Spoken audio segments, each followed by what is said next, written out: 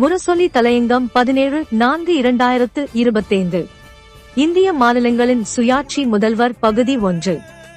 இந்திய மாநிலங்கள் அனைத்துக்குமான உரிமையை வாங்கி தரும் முன்னெடுப்பில் இறங்கியிருக்கிறார் திராவிட நாயகன் மாண்புமிகு தமிழ்நாடு முதலமைச்சர் மு.க. ஸ்டாலின் அவர்கள்.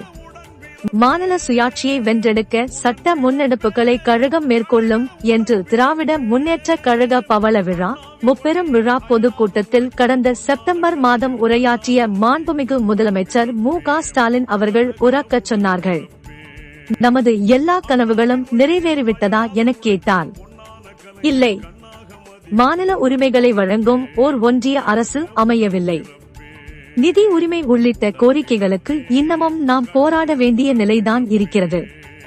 பேரறிஞர் அண்ணாவும் தலைவர் கலைஞரும் வலியுறுத்திய மாநில சுயாட்சி கொள்கை என்பது நமது உயிர்நாடி கொள்கைகளில் ஒன்று. எல்லா அதிகாரமும் கொண்டவைகளாக மாநில அரசுகளை மாற்றும் வகையில் அரசியலமைப்பு சட்டத்தில் திருத்தம் கொண்டு வர முயற்சிக்கும் சட்ட முன்னெடுப்புகளை திராவிட முன்னேற்ற கழகம் நிச்சயமாக உறுதியாக செய்யும் என்று சொன்னார் முதலமைச்சர். இப்போது அதற்கான முதல் முயற்சியாக மாநில சுயாட்சி குழுவை அமைத்துள்ளார் முதலமைச்சர் அவர்கள். 50 ஆண்டுகளுக்கு முன்னால் தமிழ்நாடு சட்டமன்றத்தில் மாநில சுயாட்சி தீர்மானத்தை நிறைவேற்றுவதற்கு முன்னால் அன்றைய முதலமைச்சர் தலைவர் கலைஞர் அவர்கள் ஒரு காட்சியை விவரித்தார்கள். அது சிறையிலிருந்த நாடு விடுதலை பெற்று விட்டது. கதவு திறந்தது. பூட்டிய இருப்பு கூட்டிலிருந்து கைதி புன்னகை மலர வெளியே வருகிறான். தந்தையை காணாமல் தவித்துக் கொண்டிருந்த தளிர் நடை செல்வம் இளங்கரம் தூக்கி தாவியோடுகிறது அவனை தழுவிக்கொள்ள. அவனும் அடக்க முடியாத மகிழ்ச்சி வெள்ளம் கரைபுரள மகனை தூக்கி முத்தமிட கரங்களை நீட்டுகிறான். கைகள் இயங்க முடியாமல் தவிக்கின்றன. சிறையில் இருந்துதான் விடுபட்டு விட்டானே, இன்னும் என்ன தடை? தன்னை யார் தடுப்பது? சுற்றும் முற்றும் பார்க்கிறான். அவன் சிறையில் இல்லை, சுதந்திர பூமியில்தான் இருக்கிறான். பிறகு யார் தன் குழந்தையை கூட தழுவிட முடியாமல் அவனை கட்டுப்படுத்துவது? யாருமல்ல. அவன் சிறையில் இருக்கும் போது அவன் கைகள் இரண்டையும் காலையும் சேர்த்து ஒரு விலங்கு மாட்டியிருந்தார்கள். விடுதலை அடைந்த பூரிப்பில் விலங்குகளை கழற்ற வேண்டுமென்ற நினைப்பு கூட இல்லாமல் அவன் வெளியே வந்துவிட்டான். அவன் சுதந்திர மண்ணில்தான் இருக்கிறான். கை கால் விலங்கு மட்டும் கழற்றப்படவில்லை. மனிதன் விடுதலையாகிவிட்டான். கை கால்கள் மட்டும் கட்டுண்டு கிடக்க தேவையில்லையே. இந்தியா விடுதலை பெற்றுவிட்டது. அதன் அவயவங்களைப் போன்ற மாநிலங்கள் மட்டும் மத்திய அரசுக்கு தேவையில்லாத அதிகார குவியல்கள் என்னும் விலங்குகளால் கட்டுண்டு கிடப்பானேன் என்று கேட்டார் தலைவர் கலைஞர் அவர்கள். இதோ இன்றைய முதல்வரும் ஒரு காட்சியை விவரிக்கிறார். இந்திய திருநாட்டை வளர்ச்சி பாதையில் கொண்டு செல்லும் மிக பெரும் பொறுப்பை மாநிலங்கள் ஏற்றுக்கொண்டுள்ளன.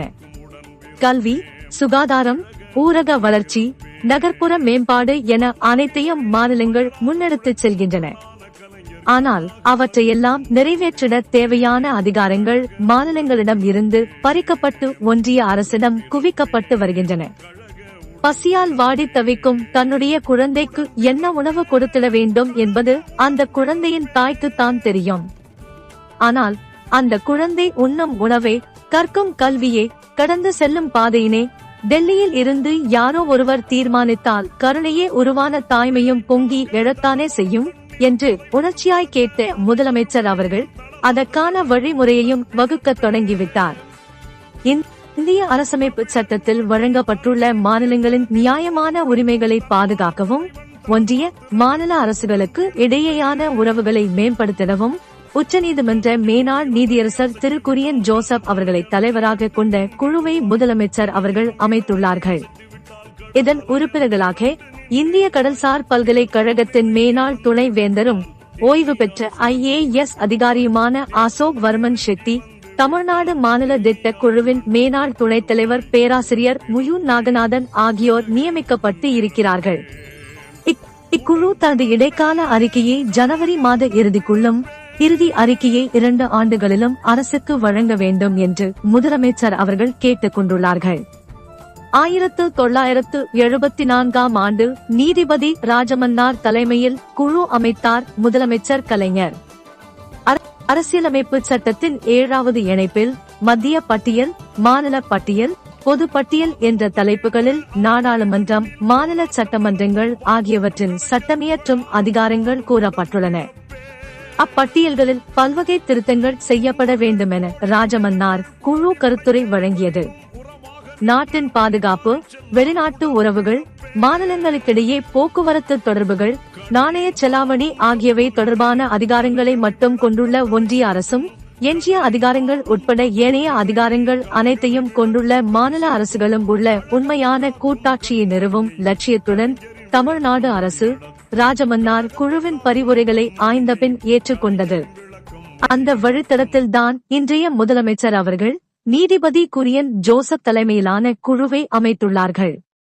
இது பேரறிஞர் அண்ணாவின் இறுதி உயிலை நிறைவேற்றும் செயல் ஆகும். தொடரும். கலைஞரின் விளக்கம் வழி நடத்தும் உடன்பிறப்பே, கழக உடன்பிறப்பே,